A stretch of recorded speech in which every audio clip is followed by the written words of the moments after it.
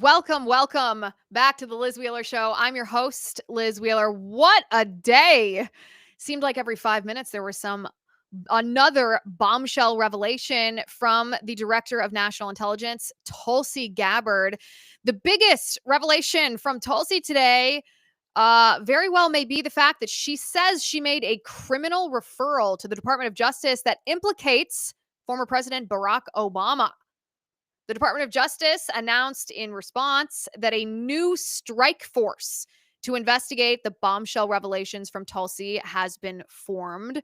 Of course, this will investigate the wrongdoings that happened that resulted in Russiagate, which was a coordinated, intricate coup attempt that the deep state, led by Barack Obama, tried to stage against President Trump. President Trump himself, meanwhile, says that Barack Obama, by name, committed treason. But my question is, when will we see perp walks and jumpsuits? Today on the Liz Wheeler Show, we are going to investigate exactly what did Tulsi declassify and what did it tell us? What does it mean? Well, I'll tell you. One of the biggest villains in the deep state has been unmasked. A man with incredible power who once admitted he voted for a Communist Party candidate before he served in one of the highest positions in the Barack Obama administration. Today's episode is sponsored by All Family Pharmacy. Medical freedom means you get to decide what's best for your health, not the government, not Big Pharma, not Dr. Fauci, certainly not your insurance company. That's why I love what All Family Pharmacy is doing. They're changing the way that you get your medications. No insurance, no gatekeepers, just fast, affordable access to the medications you trust. No stress. Shipped right to your door. Here's how it works. You go online to their website, you select the medications that you need, a licensed doctor reviews your order, and then writes you your prescription. Your medications are then shipped straight to you. It really is that simple. That's all there is to it. They've got the essentials and medications that have been subject to gatekeeping in the past, like ivermectin and hydroxychloroquine. They've also got antibiotics and over 200 other medication options. And yes, every order includes a prescription. If you believe in medical freedom, like I do, and I know you do, this is your kind of pharmacy. They exist to serve your medical freedom. Check them out. Go to allfamilypharmacy.com/Liz. Use code Liz10 to save 10% off your order. That's allfamilypharmacy.com/Liz, code Liz10. President Trump did not mince words when he proclaimed that Barack Obama had committed treason. Take a listen to this. From your perspective, who should the DOJ target as part of their investigation? What specific figures in the Obama administration? Well, based on what I read, and I read pretty much what you read, it would be President Obama. He started it. And Biden was there with him, and Comey was there, and Clapper, the whole group was there. Brennan, they were all there in a room. Right here, this was the room. This is much more beautiful than it was then, but that's okay. I have nice pictures up that came out of the vaults. They were in there for 100 years. This is much more beautiful. We have the Declaration of Independence now in the room, which wasn't here. I guess people didn't feel too good about putting it here, but I do. But you know what? If you look at those papers, they have them stone cold, and it was President Obama. It wasn't lots of people all over the place. It was them too. But the leader of the gang was President Obama, Barack Hussein Obama. Have you heard of him?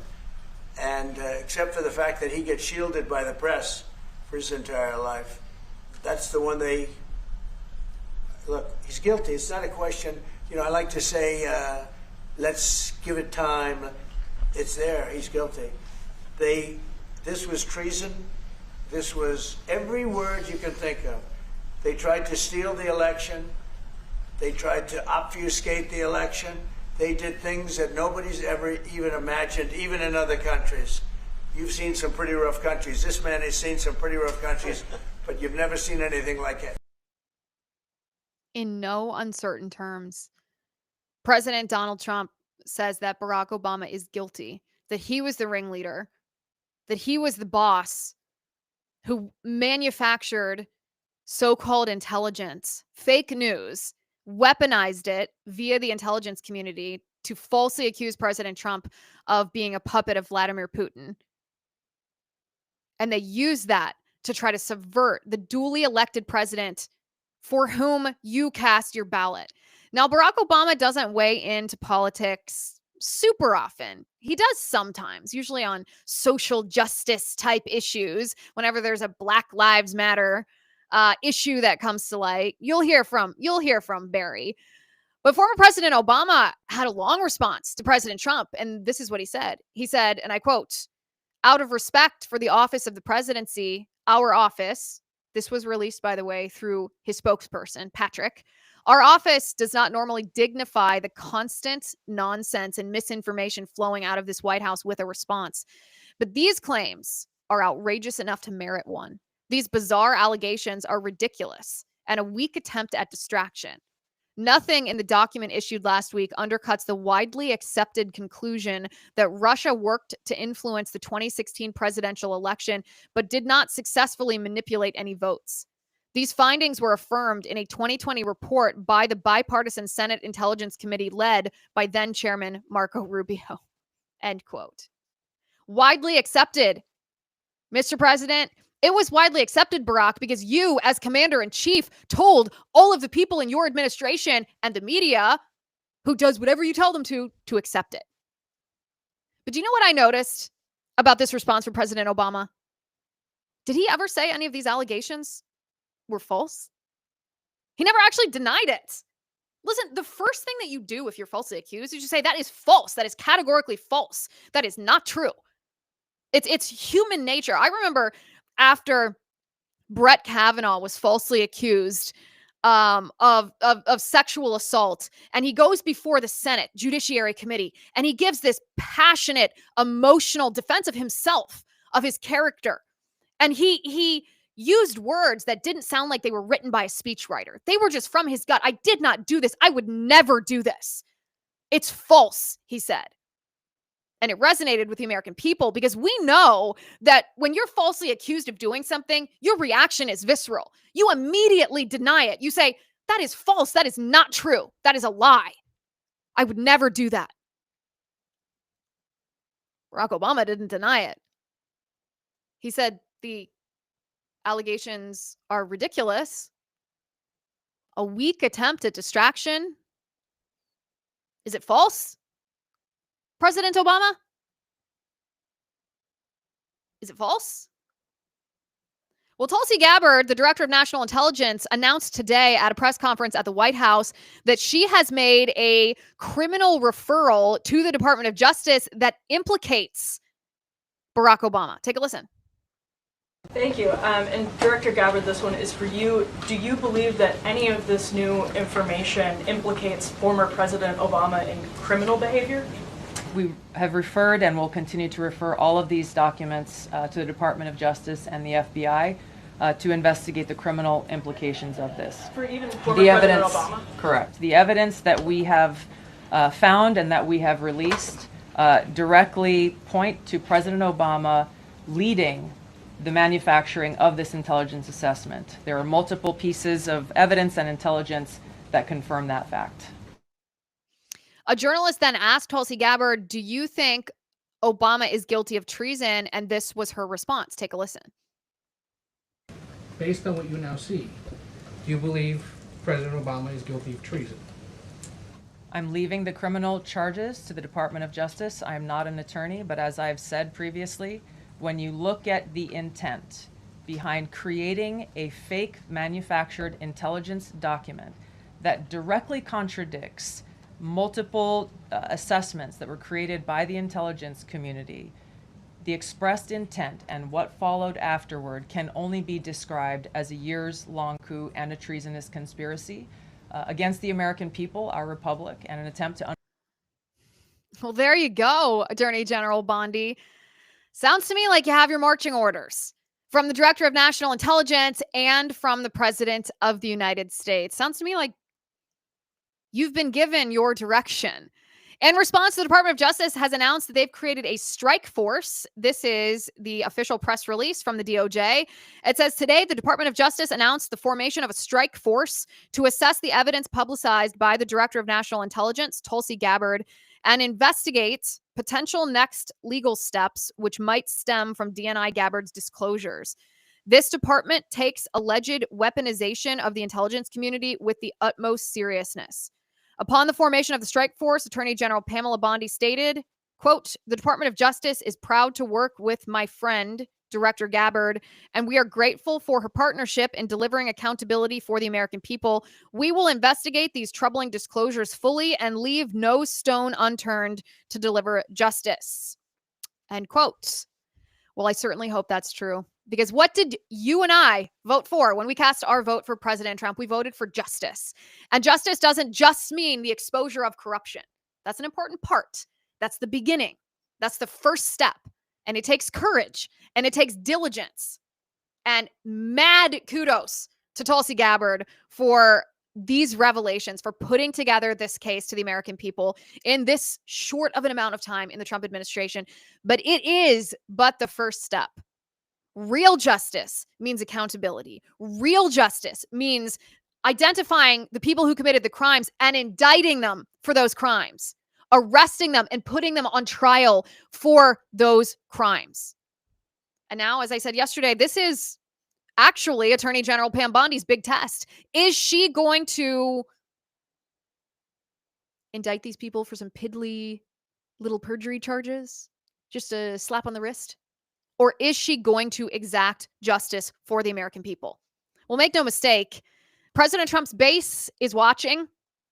We're hopeful. We encourage Attorney General Pam Bondi to do the right thing. We think she can do the right thing, but we want to see charges like treason and seditious conspiracy and grand conspiracy and deprivation of rights under the color of law, weaponization of the government against the people. There are a lot of people right now who are saying, I'm not an attorney, because they don't want to name the particular statutes that these individuals ought to be charged under. And I think that's a mistake. You don't have to be a licensed attorney to look at the elements of these various crimes and understand how the evidence that Tulsi Gabbard has released fits the elements of these particular crimes. You can look at an effort, a conspiracy to defraud the government using false information. And again, deprivation of rights under the color of law. And you can match that with the conspiracy that we've known about for a decade that Tulsi Gabbard has confirmed with internal documents from the Department of Justice and from the intelligence communities, I should say. We should start saying the names of these statutes, the names of these laws, the names of these crimes, and not simply saying, well, I'm not an attorney, so I can't speak to the exact statute under which these criminal statute under which these criminals ought to be charged. You know, just like I know, what charges these individuals ought to face, and it ain't perjury. So what exactly did Tulsi Gabbard declassify today? Obviously, this was the news story all day, but what was this document? Where did it come from? Who wrote it? What was it about? We're going to bring it up here on the screen, and I'm going to show you her announcement, and then we're going to walk through what it is and exactly what it means.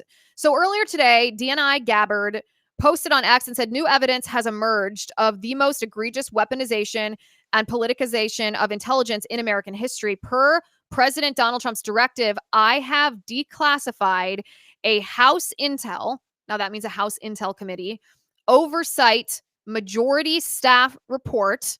That means Republicans. It means Devin Nunes when he was in charge of House Intel. A report that exposes how the Obama administration manufactured the January 2017 intelligence community assessment that they knew was false, promoting the lie that Vladimir Putin and the Russian government helped President Trump win the 2016 election. In doing so, Tulsi writes, they conspired to subvert the will of the American people, working with their partners in the media to promote the lie in order to undermine the legitimacy of President Trump, essentially enacting a years-long coup attempt against him. Here are the top Obama Russia hoax lies debunked by today's release. And then she posts and she says, lie that Putin and the Russian government helped Trump win the 2016 election. The truth, Tulsi says, is that President Obama, former director of the CIA, John Brennan, and others fabricated the Russia hoax, suppressed intelligence showing Putin was preparing for a Clinton victory, manufactured findings from shoddy sources, disobeyed intelligence community standards, and knowingly lied to the American people. Tulsi says another lie. The fabricated Steele dossier, we were told, was not used as a source in the Obama administration's January 2017 intelligence community assessment of the November 2016 election. But the truth, Tulsi says, is not only did CIA Director Brennan, FBI Director Comey, DNI Clapper, and others include the Steele dossier in the 2017 ICA, they overruled senior intel officials who warned them it was fabricated and should not be used. Now, remember, when Tulsi Gabbard is referring to the 2017 Intelligence Community Assessment, that is the assessment that was begot of this secret meeting in the Situation Room at the White House that President Obama convened after, on December 8th, after President Trump had been elected, after he had defeated Hillary Clinton. On December 8th, the intel community produced a daily briefing for the president that said, yeah, there's no evidence that Russia played any instrumental role in the outcome of the presidential election or played any role in President Trump's victory over Hillary Clinton. Well, after that intel community assessment was put together on December 8th, it was suddenly pulled. It wasn't actually used to brief the president-elect, Donald Trump. Instead, the next day, Barack Obama called his cronies into the Situation Room in the White House. We're talking Susan Rice and Loretta Lynch and James Comey and Jim Clapper and John Brennan and Andrew McCabe and Mary McCord, the whole bunch of principals, all of these officials in the upper echelons of the Obama White House. And instead, they decided to invent a lie. They decided to manufacture a new intelligence community assessment that said the opposite of the truth. They decided to manufacture a document that said Russia did play a role in the election. President Trump is a puppet of Putin, and Putin's meddling is the reason President Trump won the election.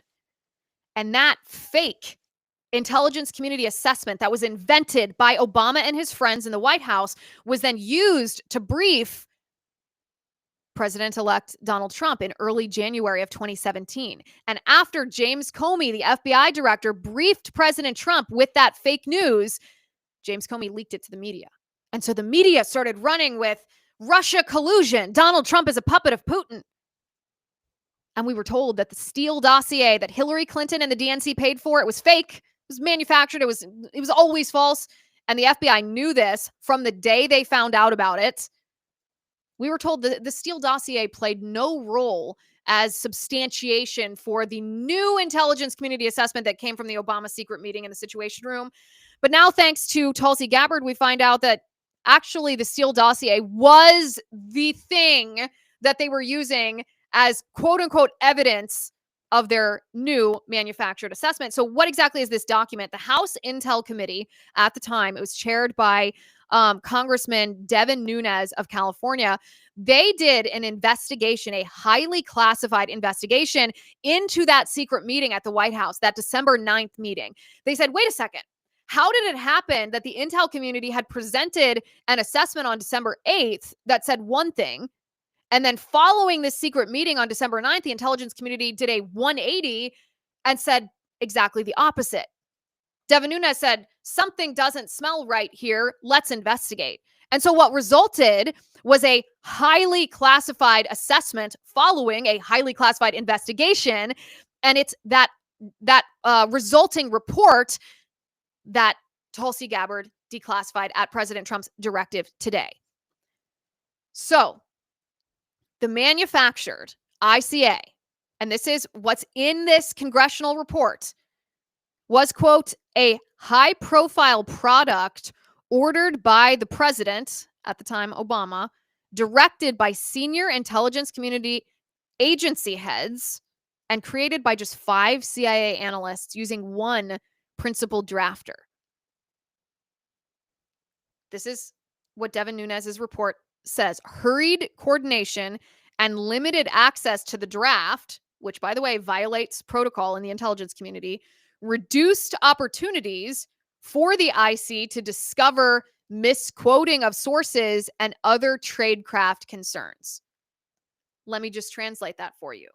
The people that put together the fake intelligence community assessment, the fake ICA, used unreliable sources, and then they hid it from the rest of the intelligence community so that they couldn't be fact-checked.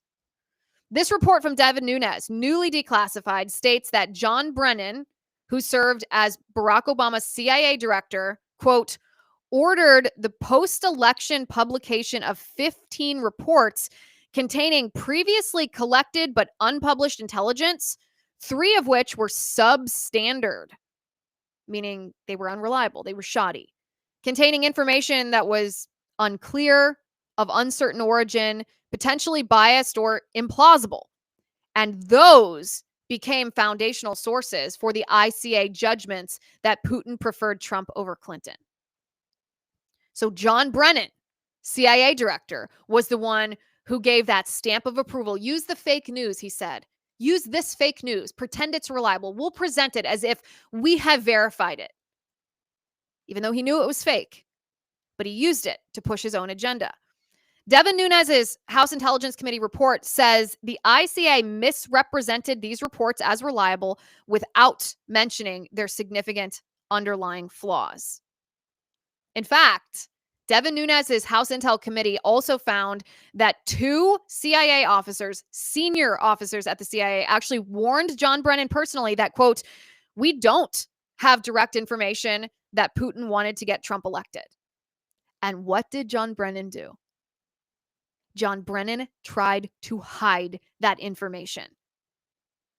In fact, and this was a great find from an incredible journalist who has been pursuing the truth about Russiagate for over a decade, Hans Monkey, said, and this is a post on X, he said, one of the most damning revelations in the newly released House Intel Committee report on the fraudulent ICA, and there's no shortage of options to choose from, is that Brennan deliberately blocked the publication of 2 key reports solely to avoid creating a paper trail and preserve the freedom to tailor his oral briefings to different audiences. So there were sources, actually reliable information, that contradicted Brennan's shoddy information. It was exculpatory evidence, if you will, and Brennan stifled that. He hid it. He didn't allow it to be attached to his phony intelligence community assessment because he wanted to be able to choose how he phrased this briefing depending on who he was talking to. And he didn't want there to be a paper trail. He didn't want these people to be able to verify what he was saying because he's deviant. John Brennan is deeply deviant, and it is becoming clear that the mask is falling off John Brennan, and that if Barack Obama served as the leader of this plot, the boss of this conspiracy, well, it's John Brennan who served as his chief operations officer, his underboss. According to journalist Matt Taibbi, this phony ICA, intelligence community assessment, was based on not just 1, not 2, not 3, but 4 false pieces of information. The entire 4 legs of this chair were fake news. This is what he writes. He said the January 6th, 2017 intelligence community assessment concluding that Russian President Vladimir Putin developed a clear preference for Donald Trump and aspired to help his chances of victory is revealed in a report released this morning by Director of National Intelligence Tulsi Gabbard to have been based on 4 pieces of evidence. 1 was the Steele dossier. The surprise is that the other 3 were even less credible. Each included over-objections of the report's CIA authors. The first item was a scant, unclear, and unverifiable fragment of 1 sentence that the report's 5 CIA authors read 5 ways and initially left out, only to have Director John Brennan order it back in. The second item was an email with no date, no identified sender, no clear recipient, and no classification. The third was supposedly backed by liaison, diplomatic, and press reporting, as well as signals intelligence, except the signals intelligence didn't mention Trump. And the liaison reporting didn't mention Trump. And it was from 2014. And the diplomatic and media reporting was a post-election review by a U.S. ambassador citing a Russian pundit who said Putin and Trump should work together like businessmen. This was evidence, Taibbi writes, that Putin developed a clear preference for Trump. But what might be one of the biggest revelations of all is that not only did Vladimir Putin not have a preference for Trump, and not only did he not meddle in the election. And not only did Donald Trump win, not because Putin interfered, but because President Trump won our votes, there is evidence from the intelligence community that the Russians had a preference for a political candidate and took action to help that candidate. Director of National Intelligence Tulsi Gabbard declassified information that showed that the Russians had intelligence during the 2016 presidential campaign that they had hacked from the DNC that showed that President Obama and others in the upper echelons of the Democrat Party were worried about Hillary Clinton's health. This is what Tulsi Gabbard said today.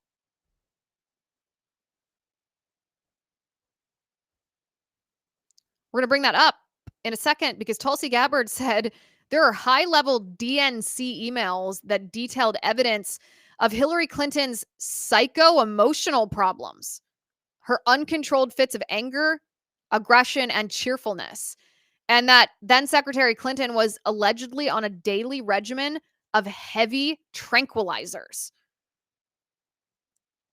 What? The report goes into great detail about the information that Russia and Putin had on Hillary Clinton, which included possible criminal acts like secret meetings with multiple named U.S. religious organizations in which State Department officials offered, in exchange for supporting Secretary Clinton's campaign for the presidency, significant increases in financing from the State Department.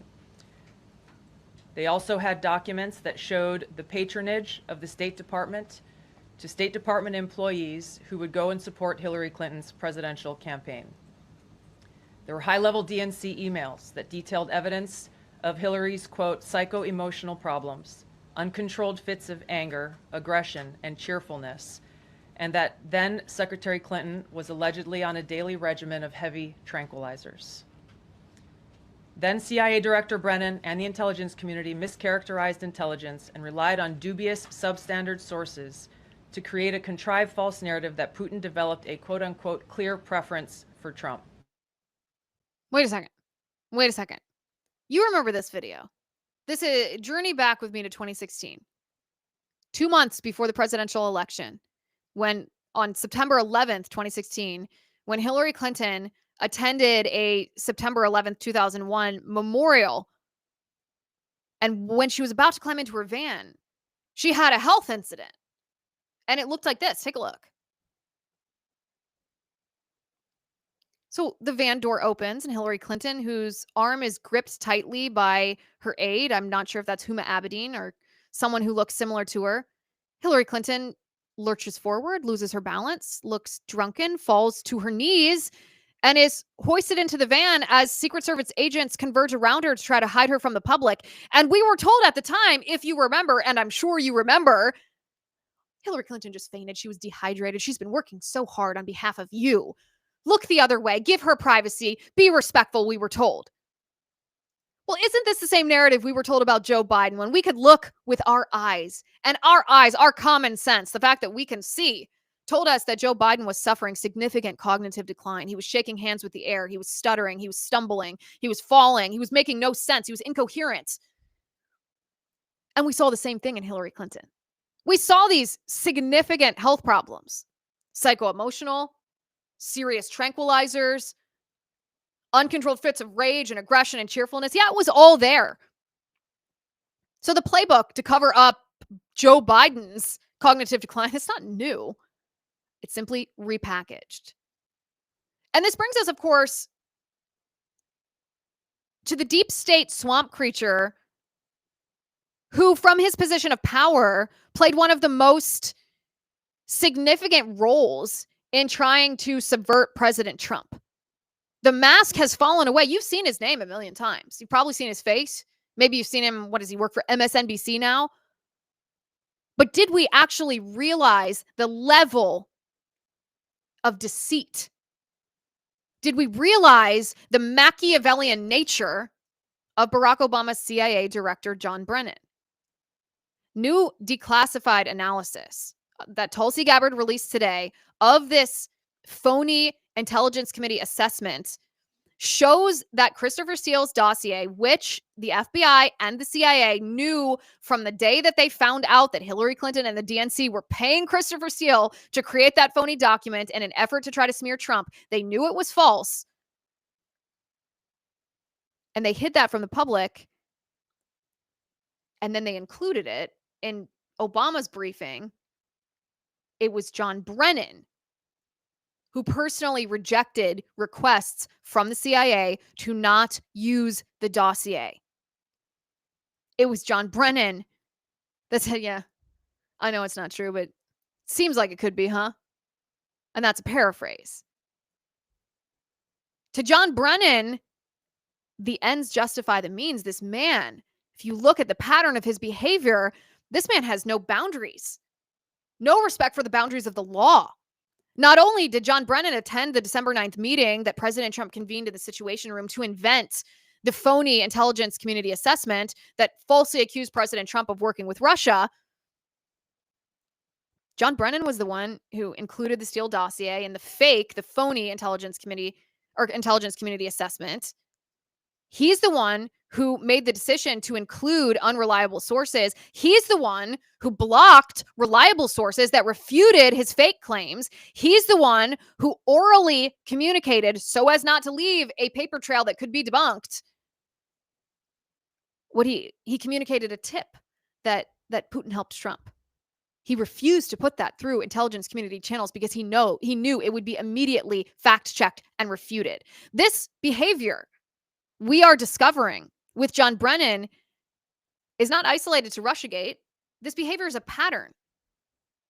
Shortly after John Brennan became director of the CIA back in 2013, he was caught allowing his agency staff to spy and hack into the computers of staffers in the Senate, because the staffers in the Senate were investigating something that John Brennan had been a part of when he was in the CIA, but a little bit lower on the food chain. John Brennan was a vociferous defender of the post 9/11 enhanced interrogation program, the waterboarding stuff. John Brennan was a defender of that. And when the Senate began to investigate whether there were abuses that happened in that program, John Brennan, as newly installed CIA director under Barack Obama, allowed his employees in the CIA to hack into the computers of the Senate staffers to see exactly what the Senate staffers knew. When the Senate was investigating what Brennan did, he spied on them. And when he was caught, when it was uncovered that the CIA had hacked into Senate staffers' computers to see what they were investigating, when he was caught, he lied. John Brennan lied and denied the allegations for months and months until it became too obvious that he was lying. And it was only at that point that he admitted that agency staff had, in fact, spied on Senate staffers, and then he tendered an apology. Take a look at this. This morning, the White House says President Obama still has confidence in CIA Director John Brennan. He was forced to admit Thursday that the agency spied on Senate staff members. Nancy Cordes is on Capitol Hill, where Brennan denied those charges for months. Nancy, good morning. Good morning. Well, as you can imagine, those senators are... President Obama still has confidence in CIA Director John Brennan. Well, if those words... This morning, the White House says President... Don't make the circle. Don't close the circle. Then I don't know. What does. Brennan, you'll remember, was one of the 51 former intel officials who signed that letter saying that Hunter Biden's laptop wasn't real. It was Russian disinformation. Even though they knew it was real, just like you knew it was real. In 2017, John Brennan denied in front of Congress that the Steele dossier was used as the basis for the intelligence community assessment that we now know is phony. And we know now that he lied under oath. Here he is lying. Do you know if the Bureau ever relied on the Steele dossier as part of any court filings, applications, petitions, pleadings? I have no awareness. Did the CIA rely on it? No. Why not? because we didn't. It wasn't part of the corpus of intelligence information that we had. It was not in any way used as a basis for the intelligence community assessment that was done. It was not. Oh, but it was, John Brennan. And the reason that it was because you said that it should be used. And you personally overruled your own CIA officials that warned you that it was false. John Brennan is a deviant individual. John Brennan has no respect for the boundaries of the law. He's Machiavellian. He has a pattern in his career, not just in Russiagate, but beyond, of lying and obfuscating the truth in order to achieve political ends and self-preservation. And my question would be, if he is willing to do whatever it takes, if the ends justify the means for this deviant man, what are the ends that he seeks? What is his ultimate goal? Well, the only way to answer that question is to analyze the man himself and his beliefs. What are his ideologies? What does he value? What does he want? John Brennan admitted to CNN, of all places, that in 1976 he cast his vote for president for a communist party candidate named Gus Hall. John Brennan voted for a communist to be president. He later called it a youthful indiscretion, but a short 4 years later, John Brennan was an employee of the CIA. In fact, that's the basis for John Brennan telling this story, is that during his polygraph exam to enter the CIA, they asked him if he had ever been a part of any subversive organizations, and he admitted that, well, I wanted a communist to be president of the United States. And again, he dismissed this as a useful indiscretion, but his vote was in 1976, and he joined the CIA in 1980. That's 4 years. 4 years, you're probably wearing the same jacket. That's hardly an indiscretion from your past. And you have to wonder how influenced John Brennan was by his youthful adherence to the communist ideology. We've seen John Brennan's face 100 million times. We've heard his name in reports. He's always in this group of Comey and Clapper and Brennan and Susan Rice. But did we actually look at the man? Did we understand the depth of deviance in his behavior, his manipulative, deceitful absence of all social and legal boundaries in order to help him obtain power at the expense of morality and ethics?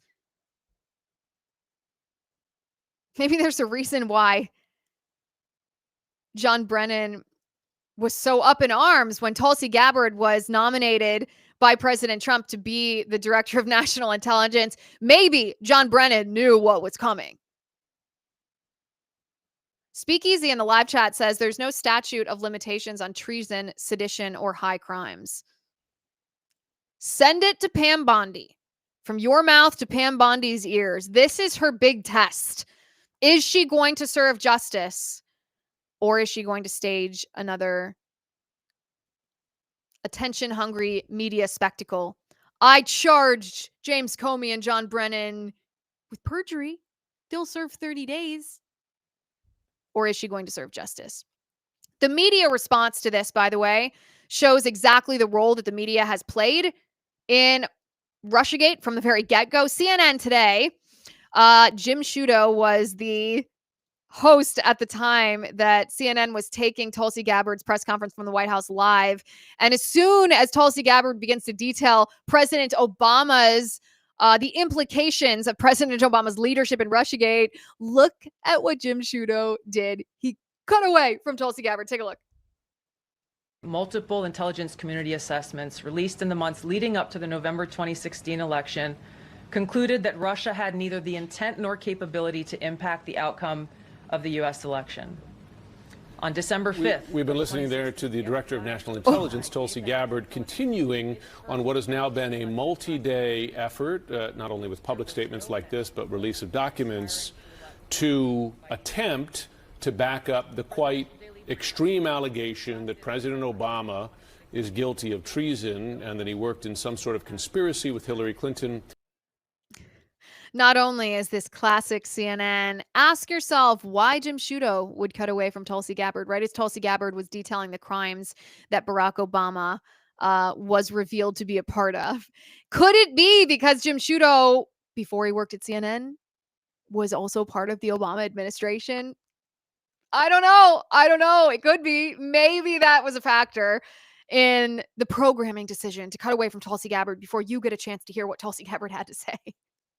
The Wall Street Journal had barely any coverage of Tulsi's bombshell allegations, but they did report that the Department of Justice back in May told President Trump that his name is in the Epstein files. Now, wait a second.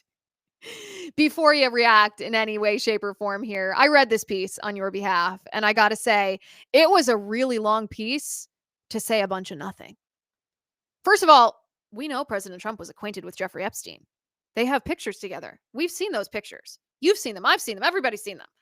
Jeffrey Epstein was a member of President Trump's Mar-a-Lago club in Florida until Donald Trump found out that Jeffrey Epstein was accused of committing sex crimes against underage girls. And then Donald Trump kicked him out of Mar-a-Lago and volunteered to give information to investigators to help the victims who were hurt by Jeffrey Epstein. This is not new information. And yet the Wall Street Journal, with their clickbait headline, Justice Department told Trump in May that his name is among many in the Epstein files. It's not on the list. It's not on the client list. Yeah, Jeffrey Epstein had Donald Trump's phone number. We already know that. That was actually one of the things, I believe, that was in that white binder that Pam Bondi handed us at the White House. At least some Trump's phone numbers were in there. Just because someone's phone number is in someone else's phone is not an implication of a crime that was committed. But the Wall Street Journal doesn't want to talk about Tulsi Gabbard and the revelations, the declassification of the House Intel Committee report that shows that Barack Obama and John Brennan staged an attempted coup with false information that they knew was false in order to take out a sitting president of the United States because they didn't like him.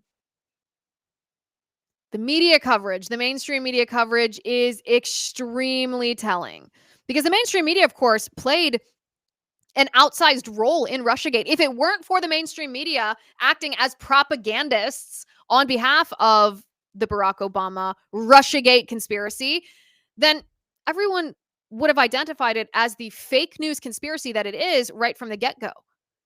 But it's only thanks to the mainstream media serving as gatekeepers, propagating lies instead of pursuing the truth, that a lot of people didn't know the facts, didn't know the truth. And the public perception was influenced by the mainstream media acting as an apparatus of a corrupt deep state.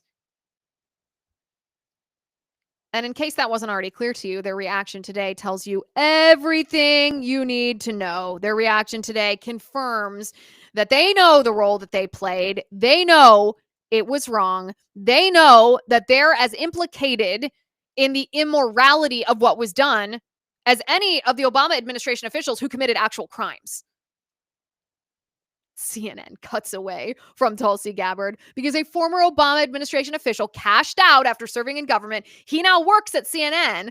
How do you think he got introduced to all the executives at CNN? Oh, do you think it was because CNN has a buddy-buddy relationship with the Obama people? Do you think it's because they were constantly in communication about, this is what you should say, CNN, and let me leak you some information that strategically helps Obama and maybe hurts Trump? How do you think it was that CNN got the Steele dossier in the first place? It was because Jim Clapper gave them the dossier. So of course they're cutting away from Tulsi Gabbard. They don't want you to know that they lied to you. But you know this. They forget one thing. You're not stupid. People are smart. And it's not just diehard Republicans who see through this BS. People across the country are starting to wake up. There is widespread distrust in these institutions, from the administrative state of the executive branch to the mainstream corporate media. And the reason is because people aren't dumb, like out-of-touch elitist politicians and media personalities think they are. You are smart. You are aware. You know how to critically think. You actually believe what's in front of your eyes, even when politicians tell you, well, don't believe what you're seeing. Let me tell you what you should believe, even though I provide no substantiation of it. There's a reason CNN's ratings are down the tube.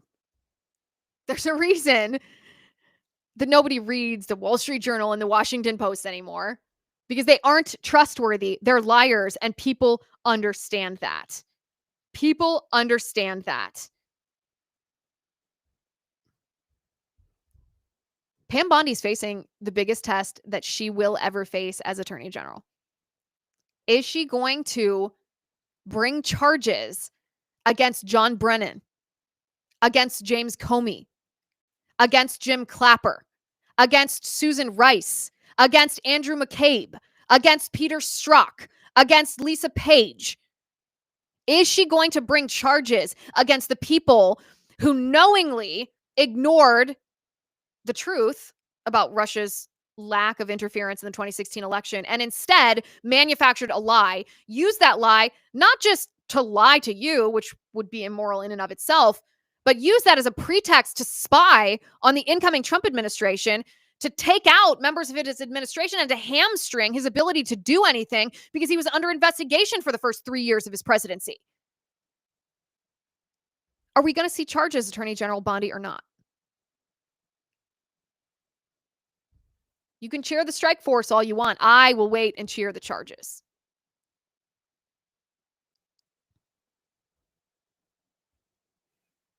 Are we going to see any? You let me know in the live chat. Are we going to see charges from Attorney General Pam Bondi? Is Barack Obama going to be charged? Is Joe Biden going to be charged?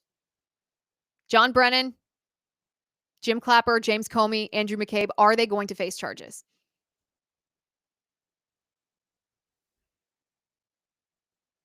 Speakeasy says Pam Bondi's shaky.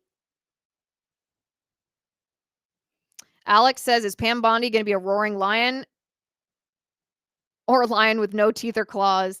We have yet to see. I think that's right. I think Pam Bondi could step up here. She could impress us all. She might do the savage thing, the base thing, the thing we voted for President Trump to do when we sent him to the Oval Office. She might. And you would hear no one praising her more loudly than I if she does that. But the question is, will she do it? She has her marching orders. President Trump said in the Oval Office, Barack Obama committed treason. He's guilty. The evidence is right there. And Tulsi Gabbard said, same thing. I'm not a lawyer, she said, but all the evidence is right before our very eyes. Listen, you and I are living in a time when the truth is treated like hate, and these lies are paraded, masquerading as reality when they're not. At Blaze TV, we do not play this game. We tell the truth, even when it's hard, even when it might be unpopular, because truth is too important to stay silent. On my show and across the Blaze TV network, we go deeper than headlines like that Wall Street Journal piece. Dumbest headline on earth. We don't just react to the news, we drive the news. You won't hear this same pursuit of truth from the corporate media. They're too busy pushing agendas like John Brennan's and Barack Obama's. But we at Blaze TV are here to push back with clarity and conviction on behalf of the American people. This isn't just content, it is a calling. And when you subscribe to Blaze TV, you're not just supporting conservative voices, you are an integral part of this movement. Your voice is the reason why this is happening. If you had not raised your voice saying, hey, Attorney General Pam Bondi didn't tell us the truth, now we associate the Epstein files with justice, are we going to get actual justice? Then we may not have seen these revelations from Tulsi Gabbard, because make no mistake, you were the impetus for the timing of Tulsi Gabbard's release. That was not a coincidence that Tulsi Gabbard's declassification happened now, after 2 weeks of you roaring for justice. If you join Blaze TV and become part of this movement, it's just $8 a month when you use my promo code Liz. That's $20 off the annual plan, only 26 cents a day to support voices that won't back down, to be part of what's happening in history. Go to blazetv.com/Liz. Join us today. The truth matters, and they're doing everything they can to silence it. Go to blazetv.com/Liz. Make sure you're subscribed on YouTube, youtube.com/Liz Wheeler, x.com/Liz_Wheeler. Do you think Pam Bondi will bring charges? It remains to be seen. I guess we'll have to wait for the answer to that question. But that is, of course, the question facing the Trump administration. All right, guys, thanks for being here today for this live stream. Make sure you share this episode with your family group chat, with your political friends. Make sure you post it on your social media accounts. Tag me on Facebook, on Instagram, on X. Thank you for watching today. Thank you for listening. I'm Liz Wheeler. This is The Liz Wheeler Show.